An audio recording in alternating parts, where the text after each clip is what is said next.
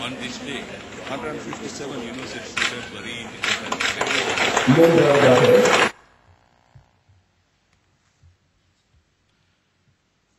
Prior to reintegration, all beneficiaries are given a special 3-day workshop on pre-reintegration mentorship covering important areas such as diversity and harmonious living, peace building, role of man and woman in the society, interpersonal relationship and empowerment, programs on banking systems, microfinance, developing project plans, obtaining loans. And this was developed as a special program on economical rehabilitation. And assessment of de-radicalization was given special attention. All beneficiaries are provided with special medical care, including provision of artificial limbs, wheelchairs, crutches, spectacles, and hearing aids, etc.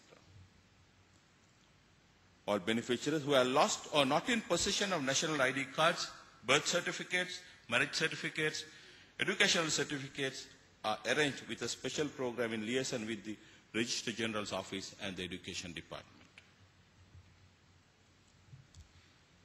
Special drama and cultural programs and art exhibitions were conducted to selected beneficiaries who had the natural talents in singing, acting, dancing, and work of art. The Bureau created a special cultural group out of beneficiaries who performed extremely well and were gainfully used within all centers to convey the message of peace and unity. One member out of this team has become a professional actor, and another group has developed a Western musical band. And the balance is working as a forum theatre, conveying different messages to the community.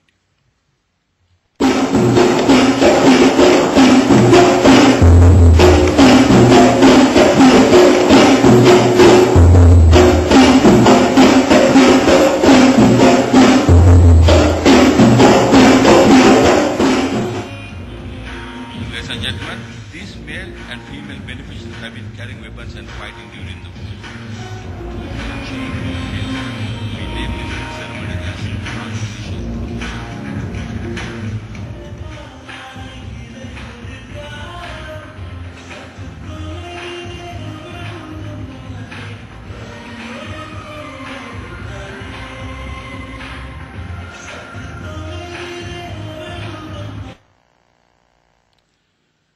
Reflection of transformation through art was an art exhibition conducted in April 2011 by the Bureau using drama and art as another mentor for the beneficiaries to express their feelings.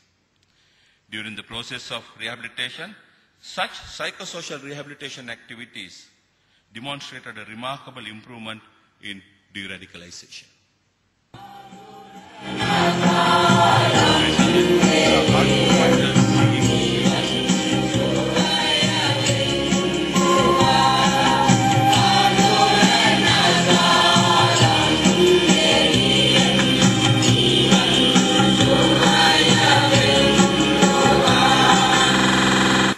Close monitoring on the reintegrated rehabilitators for a minimum of 6 months period is utmost important.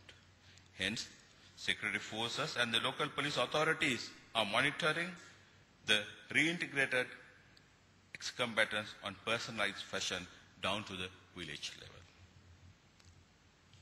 Before concluding, let me comment on the lessons learned. Under rehabilitation process, the transformation from an offensive force in the interest of the national security into humanitarian service with the end of the war made Sri Lankan forces unique in the way in which they embraced the role of rehabilitation. The separation of ex-combatants from normal IDPs was easy as security forces already won the confidence of the people. Dedicated rehabilitation program which developed to suit the religious and cultural values, customs, traditions and aspirations of Tamil-speaking community became the ideal model. Initial programs were geared towards opening the hearts and minds of the beneficiaries. The majority responded well, which was evidenced through their participation. There was a solid understanding of the needs of the children, and the ethos was, let the child be a child. Former cadres were indoctrinated with vicious stories of the security forces and had developed hatred towards the military.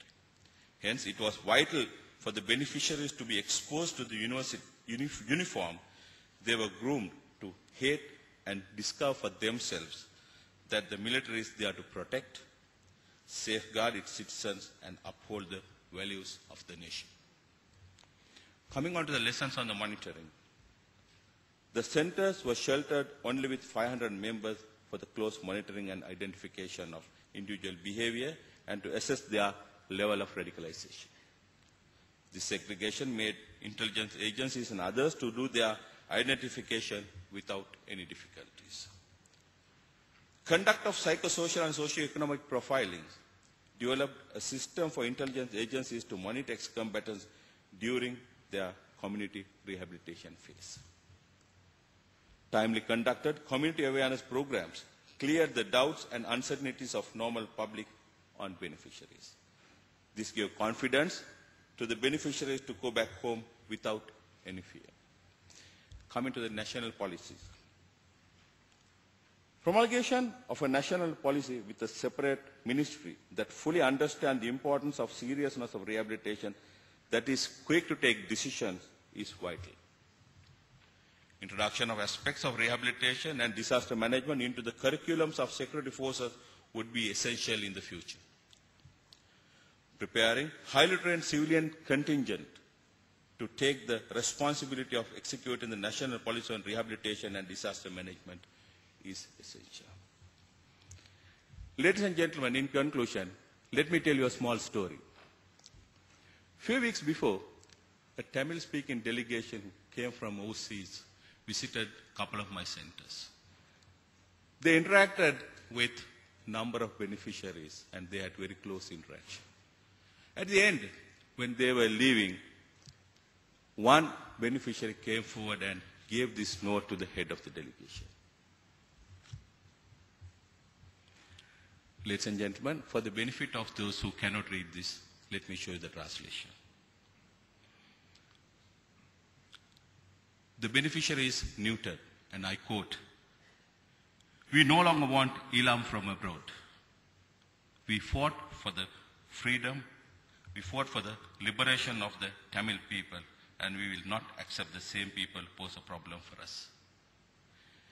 In the future, we want all races of people to live peacefully. Stop the battle with the government and work for the benefit of the people. Releasing rehabilitees gets affected by unnecessary overseas agitations. Abandon conflict and work towards reconciliation. We know the pain of war. We will not allow our children to experience the same pain. If possible, work towards the peace and unity." I unquote P.A. Newton on 28 January 2011. Thank you very much, gentlemen.